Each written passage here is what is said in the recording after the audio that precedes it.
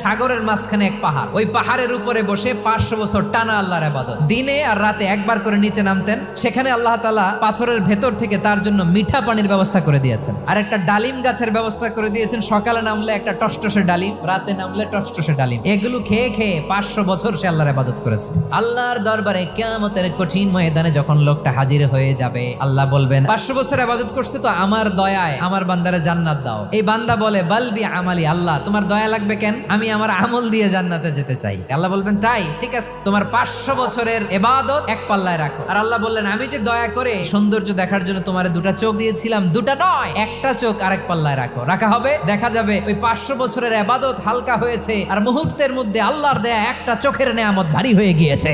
ফলাফল দেখো, হিসাব বলে তুমি এখন জাহান্নামে যাবা, যাও এবার জাহান্নামে যাও। এবার লোকটা কাচুমাচু করে বলে আল্লাহ এবার আমি বুঝতে পেরেছি তোমার দয়া ছাড়া দুনিয়ায় কেউ জান্নাতে যেতে পারবে না।